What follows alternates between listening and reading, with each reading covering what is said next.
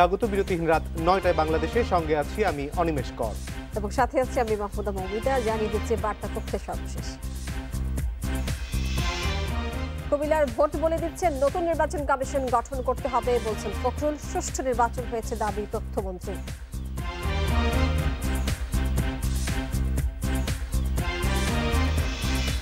পদ্মা সেতু ইস্যুতে ক্ষমা চাইতে হবে বিশ্বব্যাংককে, হয়রানির শিকার ব্যক্তিদের ক্ষতিপূরণ দেওয়ার দাবি পররাষ্ট্রমন্ত্রী।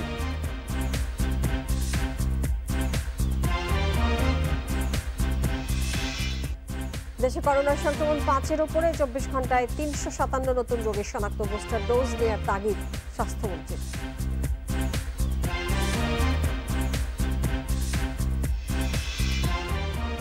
বাজেটের নতুন প্রস্তাবে ব্যাংক খাতের লেনদেন ও আয় কমার আশঙ্কা, সিদ্ধান্ত পুনর্বিবেচনার আহ্বান বিশ্লেষকদের।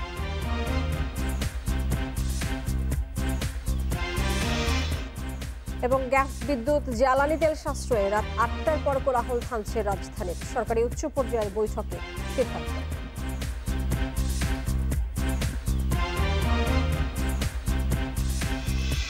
এতক্ষণ আপনাদের শিরোনাম বলছিলাম, এবারে জানিয়ে দেব পুরো খবর। নতুন নির্বাচন কমিশন গঠনের দাবি জানিয়েছে বিএনপি।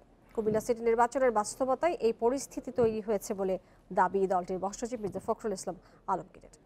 বিকেলে মহাখালীতে এলডিপি সভাপতি অলি আহমেদের বাসভবনে চলমান রাজনৈতিক সংলাপের অংশ হিসেবে এলডিপির সঙ্গে বৈঠক শেষে এই কথা বলেছেন বিএনপি মহাসচিব মির্জা ফখরুল ইসলাম আলমগীর।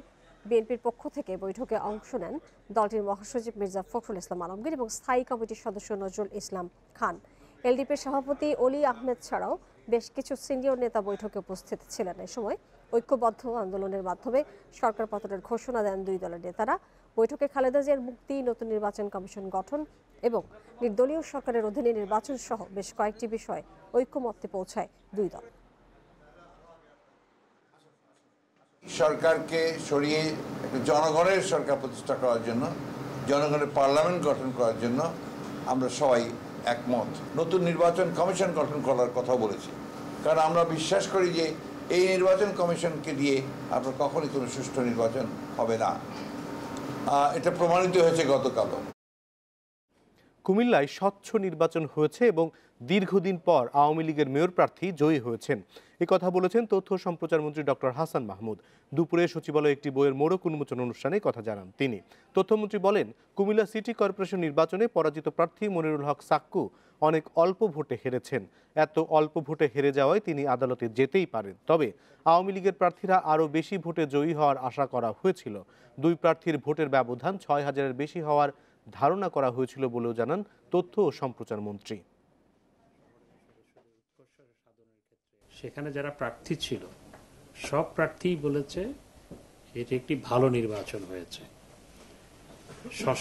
স্বচ্ছ, ভালো, অংশগ্রহণমূলক একটি উৎসবমুখর পরিবেশে একটি নির্বাচন অনুষ্ঠিত হয়েছে। কুমিল্লা সিটি নির্বাচনে হাড্ডাহাড্ডি লড়াইয়ে মাত্র 343 ভোটে পরাজিত হয়েছেন সাবেক মেয়র মনিরুল হক সাক্কু। বিএনপির বিভাজনই সাক্কুকে ডুবিয়েছে বলে মনে করছেন ভোটার, নেতাকর্মী এবং রাজনৈতিক বিশ্লেষকরা। কুমিল্লা সিটি কর্পোরেশন নির্বাচনে মাত্র 343 ভোটের ব্যবধানে বিএনপির বহিষ্কৃত নেতা ও স্বতন্ত্র প্রার্থী মনিরুল হক সাক্কুকে পরাজিত করে নতুন মেয়র হয়েছেন নৌকার প্রার্থী আরফানুল হক রিফাত। বিএনপি থেকে বহিষ্কৃত আরেক নেতা ও স্বতন্ত্র প্রার্থী নিজামুদ্দিন কায়সার ঘোড়া প্রতীক নিয়ে পেয়েছেন 29,099 ভোট। দুইবারে সাবেক মেয়র সাক্কুর হেরে যাওয়ার কারণ এখন বিশ্লেষণ করছেন ভোটাররা। তারা মনে করছেন বিএনপির বিভক্তির কারণেই সাক্কুর এই পরাজয়। কারণ তো ক্যান্ডিডেট বেশির কারণে মনে হয়তো দেখা গেছে এদিক এদিক হয়েছে, এই কারণে ভোট সুস্থভাবে হয়েছে। গোড়া মার্কাও টাইনা নিচে অনেক, সাক্কুর ভোট অনেক নষ্ট হয়ে গেছে কাউসারের কারণে। সাক্কু হারার কারণ রয়েছে এক দলে দুই প্রার্থী, কাউসার ভাইও দাঁড়াইছে, সাক্কু বের কিছু পড়তো কাউসার ভাইও নিছে। অন্তর্কোন্দলের কথা স্বীকার করে সাক্কুর ঘড়ি প্রতীকের নির্বাচন সমন্বয়কারী বলছেন ঘোড়া প্রতীক নিয়ে কায়সার ভোট করায় তাদের পরাজয় হয়েছে। দলকে ওনার আন্ডারে রাখার জন্য দলের নেতা কর্মীর যে পুশ যারা ওনার সাথে আছে তাদেরকে দিবে, এটা করার জন্য উনি বিভিন্নভাবে দলকে প্রভাবিত করেছেন। আজকে যে জিনিসটা উনি করেছেন এটা দলের জন্য, কুমিল্লার দলের জন্য অত্যন্ত ক্ষতি হয়েছে। ঘোড়া প্রতীকের কারণে নৌকা সুবিধা পেয়েছে এ কথা স্বীকার করলেও আওয়ামী লীগ নেতাদের অভিমত পরিবর্তনের পক্ষে রায় দিয়েছে কুমিল্লাবাসী। শেষ প্রচারণার দিন তারা কয়টা লিফলেট নিয়ে কান্দিরপাড়ে হেঁটেছে, এটা নাম আমি মনে করি না। তারা মনোনয়ন না পাওয়ার পর থেকেই তারা অন্য একটা রাজনৈতিক সমীকরণে চলে গেছে। বিশ্লেষকরা মনে করছেন এমপি বাহারের পরিকল্পনা ও বিএনপির ফাটল নৌকাকে জিততে সাহায্য করেছে। তারই দলের একজন ব্যক্তি ঘোড়ামার্কে দাঁড়িয়েছেন, তিনি কিন্তু 29,000 ভোট পেয়েছেন। তিনি যদি না দাঁড়াতেন, কারণ এই ভোটগুলো কিন্তু নৌকায় যেত না। এই সিটি নির্বাচনের মধ্য দিয়ে কুমিল্লা বিএনপি আরো দুর্বল হয়ে পড়বে বলে মনে করছেন বিশ্লেষকরা। Mahmudul Hasan, independent news, Comilla. ভিত্তিহীন অভিযোগ তুলে পদ্মা সেতুর অর্থায়ন থেকে সরে দাঁড়ানোই বিশ্বব্যাংকের ক্ষমা চাওয়া উচিত বলে মনে করেন পররাষ্ট্রমন্ত্রী। তার দাবি, তথ্য প্রমাণ ছাড়াই যাদের বিরুদ্ধে দুর্নীতির অভিযোগ আনা হয়েছিল সংস্থাটির উচিত তাদের ক্ষতিপূরণ দেয়া। বৃহস্পতিবার বিকেলে পররাষ্ট্র মন্ত্রণালয়ে সাংবাদিকদের প্রশ্নের জবাবে সব কথা বলেন মন্ত্রী। পদ্মা সেতু আর স্বপ্ন নয়, এক বাস্তবতা। নিজ দেশের সক্ষমতার পরিচয় দিচ্ছে খরস্রোতা নদীর ওপর মাথা উঁচু করে দাঁড়ানো এই সেতু। তবে এই প্রকল্পের শুরুর দিকে ছিল তিক্ত অভিজ্ঞতা। দুর্নীতির অভিযোগ এনে এর অর্থায়ন থেকে সরে দাঁড়ায় বিশ্বব্যাংক। তবে কোনো অর্থ ছাড়ের আগেই সে অভিযোগ টেকেনি কানাডার আদালতে। পররাষ্ট্রমন্ত্রী বলেন, সেই বিতর্কিত সিদ্ধান্তের জন্য বিশ্বব্যাংকে বাংলাদেশের কাছে নতজানু হতে হবে। শুধু তাই নয়, যাদের বিরুদ্ধে অভিযোগের তীর ছুঁড়েছিল তাদের কাছে চাইতে হবে ক্ষমা। They must be apologetic. তাদের নিশ্চয়ই দুঃখ হওয়া উচিত যে তারা এত অন্যায় কাজ করেছে। বড় ইনস্টিটিউশন হলে যে সবসময় ভালো করে তার মানে is not there is a guarantee. হ্যাঁ, it is there is no guarantee. বিভিন্ন রকম বহু লোককে তারা জ্বালাতন করেছে ফলস কি নিয়ে, তো সেইটা তারা they should be apologetic and they should pay compensation. যে লোকগুলোকে তারা কি করেছে, হ্যারাস করেছে, হ্যাস্যনস্ত করেছে, দে শুড পে কম্পেনসেশন। এছাড়া নতুন আঞ্চলিক জোটগুলোতে যুক্ত হওয়ার ক্ষেত্রেও সাবধানী হতে চায় সরকার। এসব জোট থেকে চাওয়া পাওয়ার হিসেব না মেলা পর্যন্ত কোনো সিদ্ধান্ত নেওয়া হবে না বলেও জানান একে আব্দুল মোমেন। আমাদের চাপ নাই, তবে আমরা we are studying them, examining them. একাধিক কি আসছে, বাট আমাদের তো we look at our own interest, national interest. তো সেই দিক বিবেচনা করে আমরা আর অনেকগুলো যেগুলো আসছে এগুলো তো খুব ভাষা। নতুন এসব জোটের বিষয়ে সংশ্লিষ্ট ফোরামগুলো সরকারকে এখনো কোনো স্বচ্ছ ধারণা দিতে পারেনি বলেও জানান মন্ত্রী। আমরা এটা আলাপ করব। Nafizatullah, Independent News, Dhaka. 25 June Padma সেতু চালুর পর দক্ষিণাঞ্চল আর অবহেলিত থাকবে না, নানামুখী উন্নয়নে জীবনমান পাল্টে যাবে বলে জানিয়েছেন প্রধানমন্ত্রী শেখ হাসিনা। সকালে দারিদ্র্য বিমোচন কার্যক্রমের 2টি প্রকল্প উদ্বোধন অনুষ্ঠানে তিনি এই কথা বলেছেন। এ সময় বিশৃঙ্খলা না করে সেতু উদ্বোধন অনুষ্ঠানে অংশ নিতে সবাইকে পরামর্শ দেন প্রধানমন্ত্রী। পদ্মা সেতুর মতো এত বড় চ্যালেঞ্জ বাস্তবায়নের আনন্দ শুধু পদ্মাপাড়ে নয়, উৎসব ছড়িয়ে পড়ুক সারা দেশে, এমন প্রত্যাশা প্রধানমন্ত্রী শেখ হাসিনার। বৃহস্পতিবার পল্লী জনপদ রংপুর এবং বঙ্গবন্ধু দারিদ্র্য বিমোচন ও পল্লী উন্নয়ন একাডেমি কোটালীপাড়ার উদ্বোধন অনুষ্ঠানে গণভবন থেকে ভার্চুয়ালি যুক্ত হয়ে এসব কথা জানান তিনি। কোটালীপাড়া গোপালগঞ্জের শুভ উদ্বোধন ঘোষণা করছে। শেখ হাসিনা বলেন, পৃথিবীতে এত ষড়যন্ত্র, বাধা বিপত্তি এবং নদীর প্রাকৃতিক চ্যালেঞ্জ মোকাবিলা করে সেতু নির্মাণে পদ্মাই প্রথম। আগামী 25 তারিখে পদ্মা সেতু উদ্বোধন করতে যাচ্ছি। সেখানেও আমি সবাইকে একটু অনুরোধ করব, সবাই কিন্তু একটু ধৈর্য ধরে, কোনো রকম প্রতিযোগিতা, যে গাড়ি নিয়ে প্রতিযোগিতা বা কে আগে গেল পরে গেল এসব করবেন না। অর্থাৎ কোনো ধরনের কোনো দুর্ঘটনার যেন না ঘটে সেদিকে লক্ষ্য রেখে সবাই করবেন। এবং উৎসবটা শুধু পদ্মা পাড়েই হবে না, সারা বাংলাদেশে এই উৎসবটা করবেন। যোগাযোগ ব্যবস্থা শুধু নয়, শিল্পায়ন, ব্যবসা বাণিজ্য, আর্থসামাজিক পরিস্থিতির উন্নয়ন সহ বিভিন্ন ক্ষেত্রে পদ্মা সেতুর গুরুত্ব তুলে ধরে প্রধানমন্ত্রী বলেন, এবার ব্যাপক পরিবর্তন আসবে অবহেলিত দক্ষিণাঞ্চলে।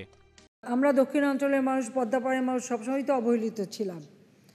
দারিদ্র আমাদের নিত্য সঙ্গী, আল্লাহ রহমতে আর সেটা থাকবে না।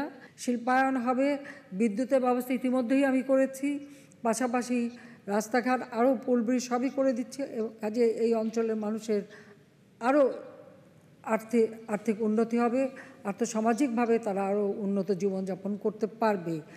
এর আগে সেতু নির্মাণে ডক্টর মোহাম্মদ ইউনূসের ষড়যন্ত্রের কারণে বিশ্বব্যাংকের অর্থায়ন বন্ধ সহ বিভিন্ন ইতিহাস তুলে ধরেন প্রধানমন্ত্রী শেখ হাসিনা। সবথেকে বেশি সুযোগ সুবিধা যে আমার কাছ থেকে নিয়েছে, তারই বেইমানির কারণে এই পদ্মা সেতুর টাকাটা বন্ধ হয়ে যায়। Zahidul Bashar, Independent News, Dhaka. পদ্মা সেতুর উদ্বোধনের বাকি আর 9 দিন। এবার দেখবেন সেতুটি নির্মাণ নিয়ে প্রতিবেদন।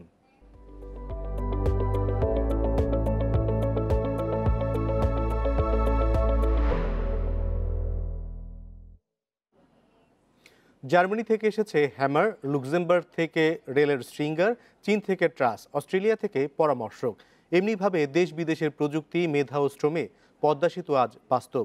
খরস্রোতা নদীতে বিশাল স্থাপনা নির্মাণের পেছনেও রয়েছে দেশি বিদেশি 20,000 শ্রমিক ও প্রকৌশলীর বিশাল এক কর্মযজ্ঞের গল্প।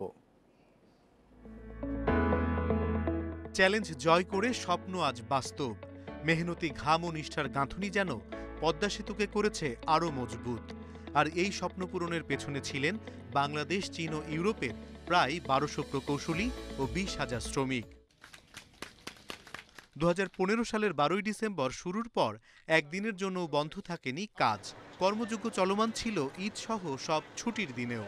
ছিল বন্যায় তীব্র স্রোতের ঝুঁকি, এমনকি করোনায়ও কর্মক্ষেত্র ছাড়ার সুযোগ পাননি কর্মীরা। প্রকল্প সংশ্লিষ্টরা জানিয়েছেন 2019 সালের 19 জানুয়ারি নকশা ও পুনর্বাসন কাজের সময় কর্মী ছিলেন 500। কাজের সঙ্গে বাড়ে এ সংখ্যা। 2015-তে এসে জনবল দাঁড়ায় 1200 থেকে 2000-এ। 2016 থেকে 2018 পর্যন্ত মাসে কাজ করেছেন 20,000 কর্মী। 2019 থেকে কাজ করা 4,500 কর্মীর 4,000ই বাংলাদেশি, বাকি 500 ইউরোপ সহ 22 দেশের।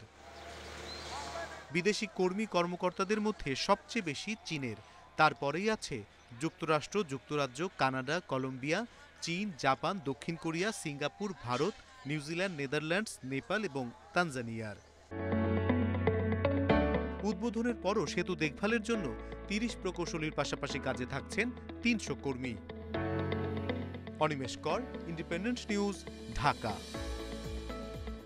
2 মামলায় বিএনপি চেয়ারপারসন বেগম খালেদা জিয়াকে স্থায়ী জামিন দিয়েছে হাইকোর্ট।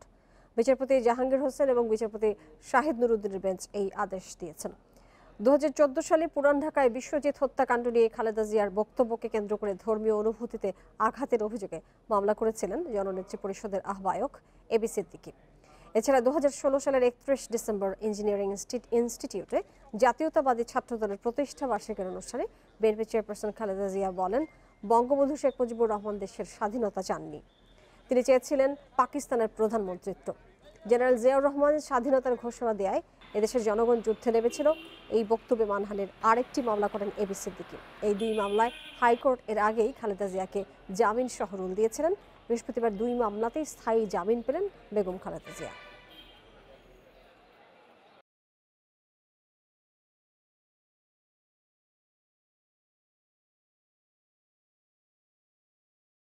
শুনানি শেষে মহামান্য আদালত দেখেছেন যেহেতু মিসইউজ নেই বেইলের, সেই জন্য সেই জামিনটাকে স্থায়ী জামিন হিসাবে আজকে আমাদেরকে রায় দিয়েছেন। আবারও বাড়ছে করোনা সংক্রমণ। গত 24 ঘন্টায় 357 জনের সংক্রমণ শনাক্ত হয়েছে, যা 14 সপ্তাহের মধ্যে সবচেয়ে বেশি।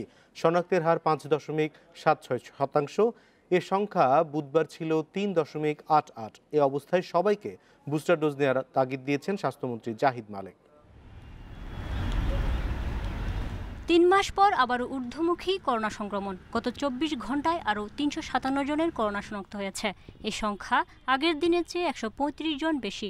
সর্বশেষ 8 মার্চ করোনা আক্রান্ত হয়েছিলেন 446 জন, আর গত 2 দিনে আক্রান্তদের বেশিরভাগই ঢাকার। এই অবস্থায় আবারও স্বাস্থ্যবিধি মেনে চলার পাশাপাশি 6 পরামর্শ দিয়েছে জাতীয় কারিগরি পরামর্শ কমিটি। স্থল, বিমান ও নৌবন্দরে নিতে বলা হয়েছে প্রয়োজনীয় ব্যবস্থা। পাশের দেশের চিত্র তুলে ধরে সতর্ক করেছেন স্বাস্থ্যমন্ত্রীও।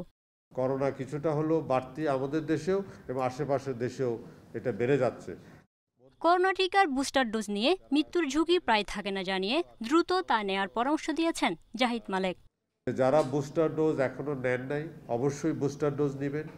বুস্টার ডোজ নিলে পরে আপনি সুরক্ষিত থাকবেন, মৃত্যু ঝুঁকি নাই বললেই চলে বুস্টার ডোজ যারা নিয়েছে। দেশে এই পর্যন্ত করোনা শনাক্ত হয়েছে 19,54,944 জন, মৃতের সংখ্যা 29,131 জন। রেহান আক্তার রেখা, ইন্ডিপেন্ডেন্ট নিউজ, ঢাকা। ওষুধের দাম সহনীয় এবং যৌক্তিক পর্যায়ে রাখার পাশাপাশি মান আরও বাড়াতে বাংলাদেশ ঔষধ শিল্প সমিতি সম্মত হয়েছে, একথা জানিয়েছেন স্বাস্থ্যমন্ত্রী জাহিদ মালেক। দুপুরে সচিবালয়ে ঔষধ সমিতির সাথে বৈঠক শেষে সংবাদ সম্মেলনে এই কথা জানিয়েছেন তিনি। স্বাস্থ্যমন্ত্রী বলেছেন, ঔষধ শিল্পে ব্যবহার হয় এমন জিনিসের দাম এবারের বাজেটে বেড়েছে, তবে এখনও বাজারে এর প্রভাব পড়েনি। দাম না বাড়ানোর বিষয়ে মালিকদের সাথে কথা হয়েছে। বাংলাদেশ ঔষধ শিল্প সমিতি ওষুধের মান এবং উৎপাদন স্বাভাবিক রাখার বিষয়ে সম্মত হয়েছেন বলে জানান স্বাস্থ্যমন্ত্রী। বৈঠকে ঔষধ সমিতির সভাপতি নাজমুল হাসান পাপন উপস্থিত ছিলেন। ডলারের দাম বেড়েছে, কাঁচামালের দাম কাঁচামাল বিদেশ থেকে আসে সেটারও দাম অনেক বৃদ্ধি পেয়েছে। সব বিষয়ে আমরা আলোচনা করেছি এবং যাতে দেশবাসীর দিকে নজর রেখে সবকিছু সহনীয় পর্যায়ে থাকে, ভালো থাকে, সেদিকে আমাদের চেষ্টা আছে এবং ওনারাও সেটা নীতিগতভাবে আমাদের সাথে একমত। প্রাতিষ্ঠানিক আমানতে উৎসে কর দ্বিগুণ, ক্রেডিট কার্ডে আয়কর রিটার্ন বাধ্যতামূলক করা সহ বাজেটের কয়েকটি প্রস্তাব ব্যাংক খাতে নেতিবাচক প্রভাব ফেলবে। এসব প্রস্তাব কার্যকর হলে ব্যাংকের লেনদেন ও আয় কমার আশঙ্কা ব্যাংকারদের। অর্থনীতিবিদরা বলছেন, এতে ব্যাংকিং চ্যানেলে অর্থপ্রবাহ নিরুৎসাহিত হতে পারে, তাই সিদ্ধান্ত পুনর্বিবেচনা করা উচিত। ব্যাংকে আমানতকারীদের অর্থ ঋণের মাধ্যমে যায় শিল্প ও বাণিজ্যে, তাই ঋণ ও আমানতের প্রবাহ ক্ষতিগ্রস্ত হলে ব্যাংকিং ব্যবস্থাই গতি হারাবে। এবার প্রস্তাবিত বাজেটের কিছু সিদ্ধান্ত ব্যাংক খাতের সম্প্রসারণে অন্তরায় হতে পারে বলে মনে করছেন ব্যাংকাররা। 5 লাখ টাকার বেশি ব্যাংক ঋণে ক্রেডিট কার্ড পেতে আয়কর রিটার্ন স্লিপের শর্ত জুড়ে দেওয়া হয়েছে। সেই সাথে প্রাতিষ্ঠানিক আমানতে উৎসে কর দ্বিগুণ করা ও সর্বোচ্চ আবগারি শুল্ক স্তরে 10,000 টাকা বাড়ানো হয়েছে বাজেটে। সরকারের রাজস্ব বাড়ানোর প্রয়োজনীয়তাকে স্বীকার করলেও এই ব্যাংকার বলছেন, শর্তগুলো পূরণে ব্যাংক খাতের ওপর পড়বে বাড়তি চাপ। অ্যাডভান্স ট্যাক্স 10 থেকে 20% বাড়ানো হয়েছে, যে ডিউটি 40 থেকে বোধহয় 50,000 টাকা ম্যাক্সিমামটা করেছে। This will discourage ডিপোজিটার্স again. SME খাতে একটা বড় চ্যালেঞ্জ হবে। একই সময় কিন্তু আমাদের রিটেল সেগমেন্টে হোম লোন, কার লোন, বিশেষ করে পার্সোনাল লোন এবং ক্রেডিট কার্ড, যেগুলো আরও ছোট লোন, এখানে একটা বিরাট নেগেটিভ ইম্প্যাক্ট হবে। অনলাইনে আয়কর শনাক্তকরণ নম্বর দেখার সুযোগ থাকলেও কর রিটার্ন জমা হয়েছে কিনা তা যাচাই করা কঠিন। এতে জালিয়াতির ঝুঁকিও আছে। তাই বাজেট পাশের আগে এসব প্রস্তাব বিবেচনায় আনার পরামর্শ অর্থনীতিবিদদের। শর্তগুলো আরোপ করাতে সরকারের আয় বাড়বে, কিন্তু তাতে করে যদি তাদের প্রফিটের উপর কোনো সমস্যা পড়ে, আমার মনে হয় যে এটাকে রিভাইজ করা আরো বেশি, মানে কি বলবো, সুশৃঙ্খল ভাবে এই জিনিসটাকে নিয়ে আসার হয়তো একটা আলটিমেটলি আসবে। এনবিআর কে এটা অনলাইনে একটা ব্যবস্থা করতে হবে যেন ওই 3 নম্বরটা দিয়ে তার স্ট্যাটাসটা জানতে পারে। ট্রেজারি বন্ডে বিনিয়োগের বিপরীতে মূলধন আয়েও করারোপের প্রস্তাব করা হয়েছে বাজেটে। এতেও ব্যাংকের আয় কমবে বলে মনে করেন সংশ্লিষ্টরা। Hari Saha, Independent News, Dhaka.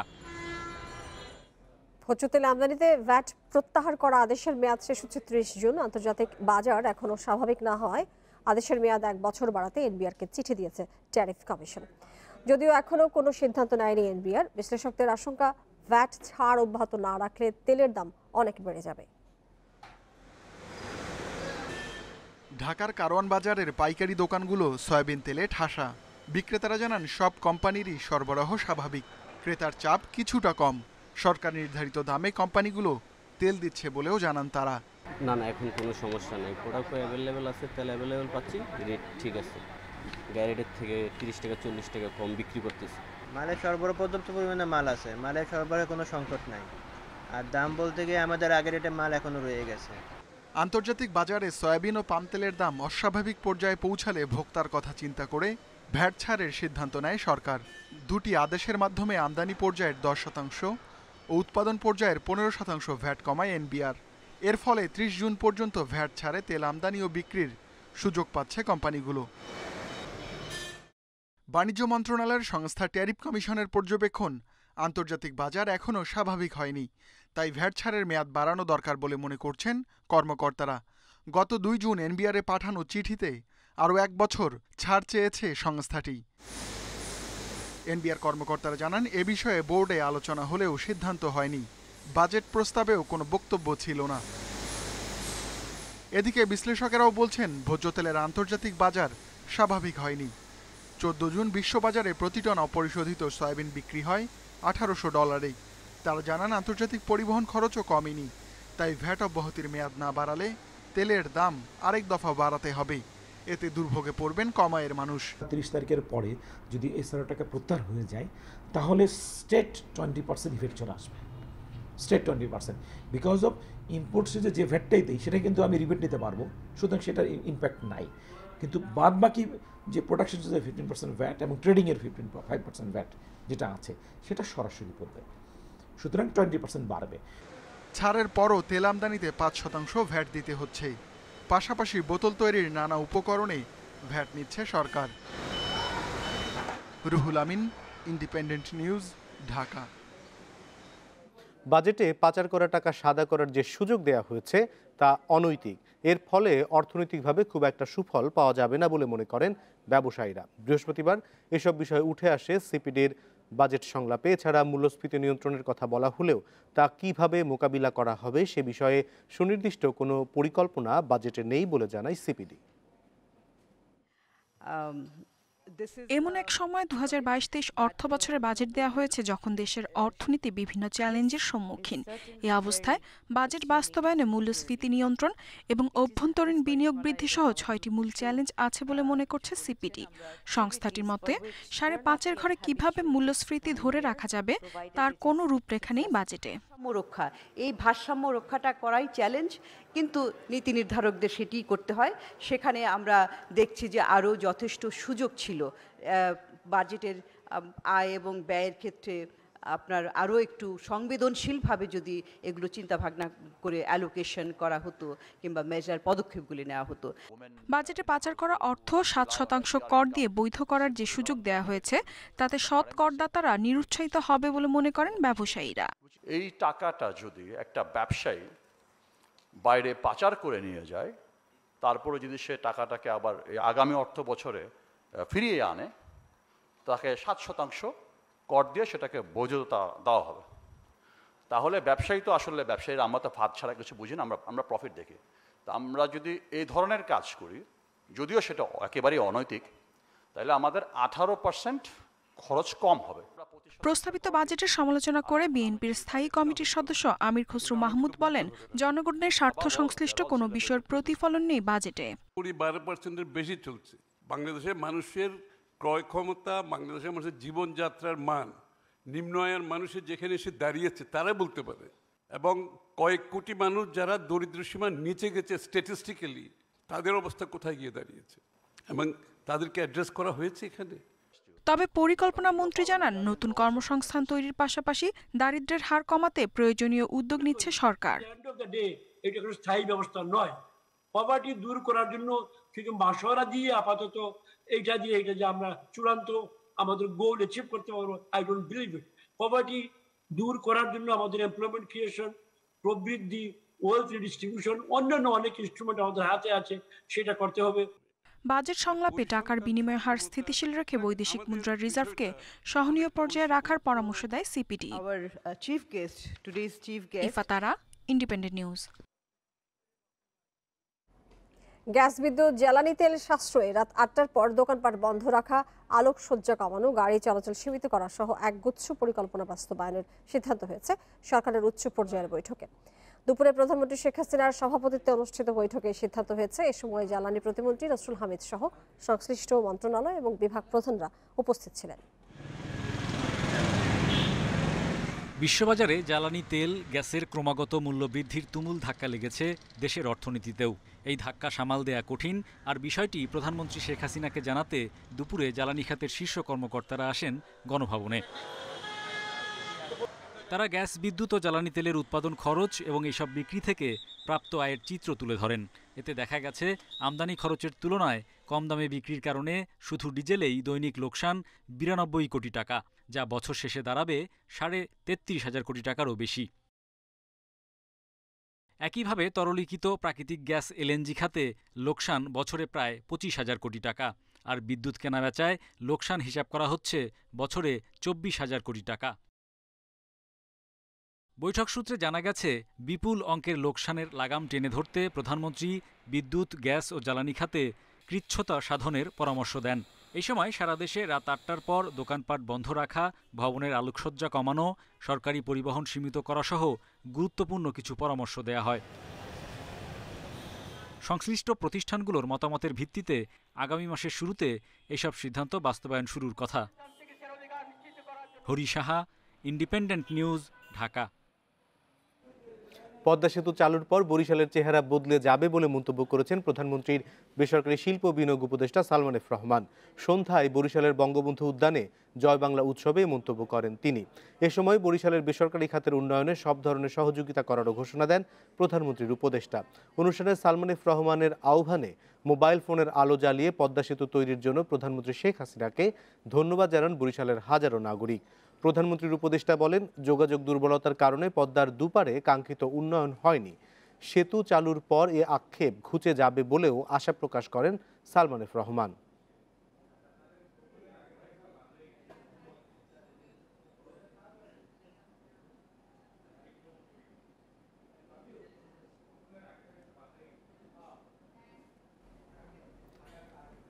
রাত ৯টার বাংলাদেশের এই পর্যায়ে খেলার খবর জানিয়ে দিচ্ছি শিরোনামগুলো। অ্যান্টিকা টেস্টে ব্যাটিং বিপর্যয়ে বাংলাদেশ, 0 রানে ফিরেছেন 3 টপ অর্ডার ব্যাটার, 5,000 রান ক্লাবে তামিম।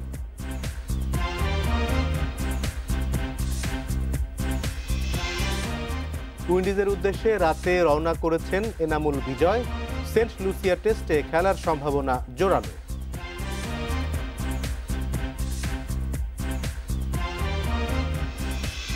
অ্যান্টিগায় সিরিজের প্রথম টেস্টে উইন্ডিজের বিপক্ষে টস হেরে ব্যাট করছে বাংলাদেশ। শেষ খবরে টাইগারদের সংগ্রহ 6 উইকেটে 47 রান। বাংলাদেশের ব্যাটিংয়ের শুরুতেই স্বাগতিকদের ব্রেক থ্রু এনে দেন কোচার কেমার রোচ। বোনারের হাতে ক্যাচ দিয়ে 0 রানে ফিরেছেন মাহমুদুল হাসান জয়। রোচের দ্বিতীয় শিকার নাজমুল হোসেন শান্ত ফিরেছেন কোনো রান না করে। জেডেন সিলসের পেইসে 0 রানে কাটা পড়েছেন মুমিনুল হক। মুশফিকের পর দ্বিতীয় বাংলাদেশি হিসেবে 5,000 রানের মাইল ফলকে তামিম ইকবাল, তবে ইনিংস বড় করতে পারেননি, ফিরেছেন 29 রানে। আউট হওয়ার আগে 12 রান করেছেন লিটন দাস। শূন্যতে সাজঘরে নুরুল হাসান সোহান। ক্যারিবীয় দলে অভিষেক গুদাকেশ মোটিয়ের।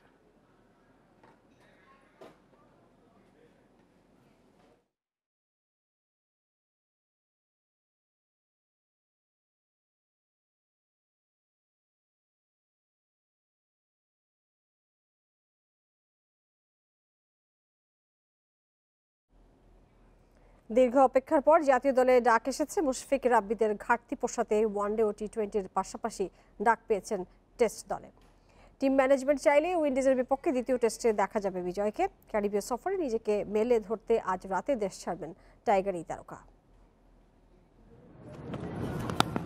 2018 ফিরে দেখা এনামুল বিজয়ের জন্য উইন্ডিজ ডেরায় ওডিআই সিরিজ ছিল হতাশার। হোল্ডারের সুইংয়ে এইচ আর জোসেফের বিরুদ্ধে ডাউন দ্য ট্র্যাকে এসে ভেঙেছিল স্টাম্প। ড্রেসিং রুমে ফেরার পথটা যেন দীর্ঘ মনে হয়েছিল। প্রতিভাবান তকমা নিয়ে তার যাত্রা আন্তর্জাতিক সার্কিটে। ধারাবাহিকতার অভাব তাকে দেখিয়েছে মুদ্রার দুই পিঠ। ব্যাটিং টেকনিক, অ্যাপ্রোচে বহুবার পড়েছেন প্রশ্নের মুখে। জবাবের জন্য বিজয়ের মঞ্চ সেই ঘরোয়া ক্রিকেট। রেকর্ড রান করে আবারও খুলেছেন জাতীয় দলের দরজা। উইন্ডিজ সফরের ওয়ানডে ও টি20 স্কোয়াডে জায়গা হয়েছে, আর ইয়াসিরের চোটে ডাক পড়েছে দ্বিতীয় টেস্টের জন্য। 8 বছর আগে ওয়েস্ট ইন্ডিজেই সবশেষ টেস্ট খেলেছিলেন বিজয়। সাদা পোশাকে 4 ম্যাচে মোটে 73 রান, সর্বোচ্চ 22। এই ফরম্যাটে নবীনই থেকে গেছেন এই ওপেনার। পছন্দের ওয়ানডে ফরম্যাটে একাদশে জায়গা হবে তার নিশ্চয়তা নেই, কারণ ওখানে তামিম লিটনের ওপেনিং পার্টনারশিপ অটো চয়েস হয়ে আছে। টি20তে জায়গা হতেই পারে, সেখানে তো তামিম নেই। সাদা বলের ক্যারিয়ার মোটামুটি লম্বা হয়েছে। 38 ওয়ানডে খেলা বিজয়ের 3 সেঞ্চুরির 2টাই উইন্ডিজের বিপক্ষে। 30 গড়ে রান 1000 ছাড়িয়েছে। 13 টি20তে 355 রান, 51টা। ঘরোয়া লিগের সাথে আন্তর্জাতিক ক্রিকেটের পার্থক্য বিজয় নিশ্চয়ই বোঝেন। উইন্ডিজের স্মরণীয় প্রত্যাবর্তনে এখন সুযোগের অপেক্ষা তার। কপিল পাল, ইন্ডিপেন্ডেন্ট নিউজ। এশিয়ান কাপ বাছাইয়ে জাতীয় দলের পারফরমেন্স নিয়ে তীব্র সমালোচনা বিশ্লেষকদের, তবে উল্টো সুর বাফুফে সভাপতি কাজী সালাউদ্দিনের। কৌশলগত সমস্যায় পিছিয়ে পড়ার যুক্তি দেখালেন তিনি। এদিকে ফুটবল উন্নয়নে বাফুফের 450 কোটি টাকার উন্নয়ন প্রকল্পের প্রস্তাবনার বিষয়ে ইতিবাচক মন্ত্রণালয়। জাতীয় দলের পারফরমেন্স নিয়ে চলছে চুলচেরা বিশ্লেষণ। এশিয়ান কাপ বাছাইয়ের তৃতীয় রাউন্ডে বাংলাদেশকে হজম করতে হয়েছে 3 ম্যাচে 8 গোল, জামালরা দিতে পেরেছে 2টি। তবে শূন্য হাতে দেশে ফেরা জাতীয় দল নিয়ে হতাশার সুর খুঁজে পাওয়া যায়নি বাফুফের সভাপতির কথায়। পারফরমেন্স এমন কিছু হয়নি যে খুব খুশি হওয়ার, বা এমনও খারাপ হয়নি যে খুব পাওয়ার। ইটস ইন বিটুইন, অনেক কাজ করতে হবে আরো। জাতীয় দলের পারফরমেন্স নিয়ে সভাপতি হতাশ না হলেও দেশের ফুটবলের অবস্থান হতাশাজনক। পুরো ফুটবল কাঠামো ঢেলে সাজাতে 5 বছরের জন্য 450 কোটি টাকার প্রকল্প জমা দিয়েছে ফেডারেশন। বাফুফের দেয়া সেই প্রকল্পের নানা দিক নিয়ে গোলটেবিল বৈঠক। উপস্থিত বাফুফের সভাপতি সহ সংশ্লিষ্টরা। পুরো প্রকল্পের সম্ভাব্যতা যাচাইয়ে সময় চেয়েছে মন্ত্রণালয়। Football player, football federation, ministry, government, public এবং media, all has to be together to develop this game, because this is a battle which is one of the strongest battle in the world. আমরা এটা শুরু করছি, এটা professional ম্যানারে, proper ম্যানারে শুরু করছি। তারপরে আমি থাকবো, কে থাকবে না থাকবে, it will go further down. এটিকে চূড়ান্ত করতে হলে আমাদের আরও 2টি সভা আমরা করব। আমাদের সচিব সাহেবের নেতৃত্বে একটি সভা আছে এবং আমার নেতৃত্বে আরেকটি সভা আছে। তো এটি সব কিছু যাচাই করতে করতে তারপরে ফাইনাল করব। বৈঠকে বাফুফের বেশ কয়েকজন নির্বাচিত সদস্য উপস্থিত ছিলেন। তবে গুরুত্বপূর্ণ এই বৈঠকে ছিলেন না 4 সহ-সভাপতি ও সিনিয়র সহ-সভাপতি আব্দুস সালাম মুর্শিদি। মাহফুজুল ইসলাম, ইন্ডিপেন্ডেন্ট নিউজ, ঢাকা। আর এই ছিল খেলার খবর। এবার ভিন্ন প্রসঙ্গ।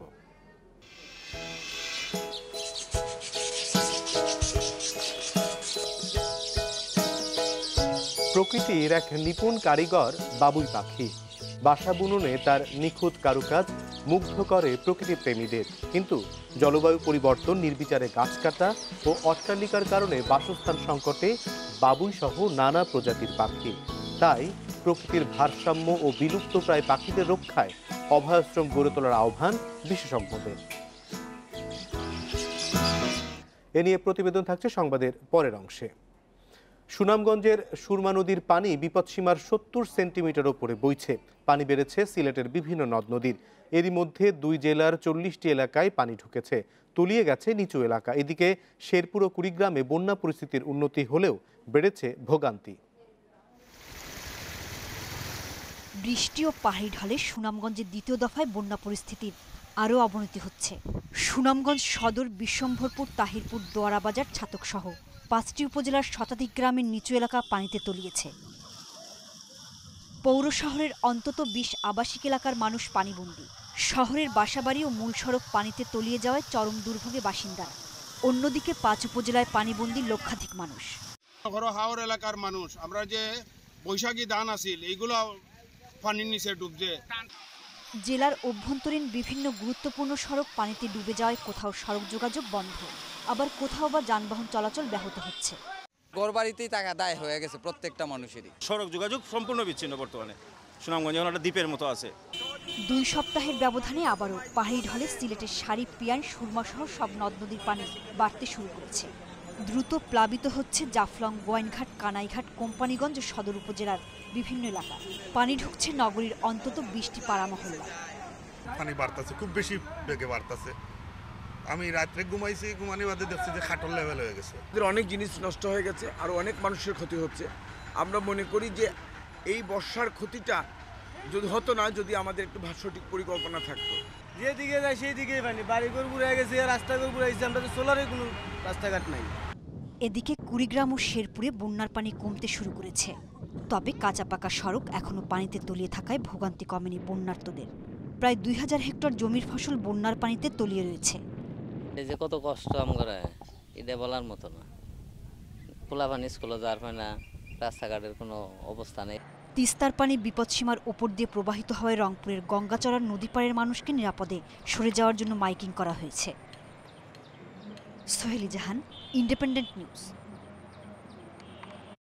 একসঙ্গে 100-এর বেশি দেশি ফলের দেখা মিলছে রাজধানীতে, পাশাপাশি পাওয়া যাচ্ছে বিদেশি নানান ফলও। এমন আয়োজন থাকছে রাজধানীর কৃষিবিদ ইনস্টিটিউশনে জাতীয় ফল মেলায়। প্রদর্শনীর পাশাপাশি কেনা যাচ্ছে চাহিদা মাফিক ফলও।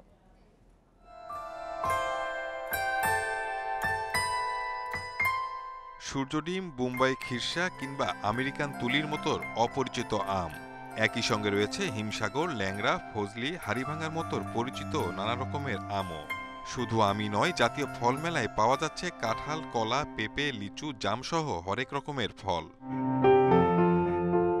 একসঙ্গে এত ফলের আয়োজন আকৃষ্ট করছে নগরবাসীকে। চাষের বিভিন্ন প্রযুক্তি সম্পর্কে জানার পাশাপাশি কেনা যাবে রাসায়নিক মুক্ত বিভিন্ন জাতের ফল। নানা হাত বদলের ঝামেলা থেকে মুক্ত হয়ে সরাসরি বিক্রি করতে পেরে খুশি চাষিরাও। হিমসাগরটা বর্তমানে 120 টাকা, আর আমরুপালিটা 100 টাকা, আর হাড়িভাঙাটা আপনার 100 টাকা। ডেওয়া থেকে কাঁঠাল, লিচু সব প্রকার একসাথে হওয়াতে আমরা যাতে দেখে শুনে কিনতে পারতেছি। বিভাগের শহরগুলোতে যদি এরকম ফলের মেলা করা হয় তাহলে এতে মানুষ ফল খেতে উদ্বুদ্ধ হবে, প্লাস হচ্ছে উৎপাদন উদ্বুদ্ধ হবে, হয়ে এতে আমাদের প্রান্তিক চাষিরাও উপকৃত হবে। কৃষি মন্ত্রণালয় বলছে বর্তমানে বছরে ফলের উৎপাদন 1,22,00,000 টন, আর প্রতি বছর ফলের উৎপাদন বাড়ছে 11.5% হারে। কৃষি যদি লাভজনক না হয় তাহলে কৃষকরা কোনোদিনই আধুনিক কৃষিতে যাবে না। কাজেই আমরা আমাদের বিজ্ঞানীরা ভালো জাত নিয়ে আসছে, অনেক ফলন বেশি, উপাদান বেশি এবং পুষ্টি বেশি, সেগুলো আমরা জনপ্রিয় করছি শুধু স্থানীয় বাজারে না, আন্তর্জাতিক বাজারে এক্সপোর্টের জন্য আমরা প্রস্তুতি নিচ্ছি। এবারের মেলায় সরকারি বেসরকারি 51টি স্টল অংশ নিয়েছে। 18 জুন পর্যন্ত প্রতিদিন সকাল 9টা থেকে রাত 9টা পর্যন্ত চলবে জাতীয়। জলবায়ু পরিবর্তন, নির্বিচারে গাছ কেটে ফেলা এবং অট্টালিকার কারণে বাসস্থান সংকটে পড়েছে বিভিন্ন প্রজাতির পাখি। এদের মধ্যে চিরচেনা বাবুই পাখির অস্তিত্ব আজ বিলুপ্তির পথে। প্রকৃতির ভারসাম্য রক্ষায় এসব পাখিদের টিকিয়ে রাখতে অভয়াশ্রম গড়ে তোলার আহ্বান বিশিষ্টজনদের। কুড়িয়ে আনা খড়কুটো দিয়ে নিখুঁতভাবে বাসা বুনছে বাবুই পাখি। যদিও গাছ কমে যাওয়ায় বাসস্থান সংকটে পড়েছে পাখিরা। একসময় গাছে গাছে বাবুই পাখির দেখা মিললেও এখন সেই দৃশ্য বিরল। তবে রাজবাড়ী সদরের বাড়িগ্রাম বাণীবহ আঞ্চলিক সড়কের তালগাছে দেখা মিলবে সারি সারি বাবুই পাখির বাসা। স্থানীয়রা জানান, কয়েক বছর ধরে রাস্তার পাশের এসব গাছে বাসা বেঁধেছে বাবুই পাখির দল। তাদের নিরাপদ বসবাসের জন্য সচেষ্ট তারা। এই পাখিগুলো মনে করেন যে পোকা মাকড় অনেক কিছু ধরে খায়, আমাদের উপকারী পাখি, কিন্তু এই পাখিগুলা এখন বর্তমানে অনেক কমে গেছে, আগের মতো নাই। বাসা কিছু কিছুটা পড়ে যায়, আবার সময়তে বাচ্চা থাকে বাসার ভিতরে, মনে করেন ভালোই কিজির বিজির করে আমার কাছে ভালোই লাগে। বাসাগুলো কোনোভাবে নষ্ট না করি তাহলে বাবুই পাখির এই বিলুপ্ত যে অবস্থাটা সেটা কাটিয়ে ওঠা সম্ভব হবে। নির্বিচারে গাছ কাটা ও পরিবেশ নিয়ে অসচেতনতায় বাবুই পাখিকে বিলুপ্তির পথে নিয়ে গেছে। এজন্য সম্মিলিত উদ্যোগ জরুরি বলে মনে করেন প্রাণীবিদরা। ফসলে কীটনাশক ব্যবহারের জন্য বাবুই পাখিরা প্রকৃতিতে টিকে থাকতে পারছে না। তো এই সকল বিষয় মাথায় রেখে বাবুই পাখিকে টিকে রাখার জন্য আমাদের সকল মহলে সবাইকে নিয়ে আমরা যেন সচেতনতা কর্মসূচি পালন করতে পারি। বেশি করে তাল, খেজুর ও নারিকেল গাছ রোপণ করা গেলে বাবুই পাখির সংখ্যা যেমন বাড়বে, তেমনি পরিবেশের ভারসাম্য রক্ষা হবে বলে মনে করেন পরিবেশবিদরা। Independent news. এই ছিল রাত 9টায় বাংলাদেশে। আমন্ত্রণ পরের আয়োজনে। ধন্যবাদ সবাইকে।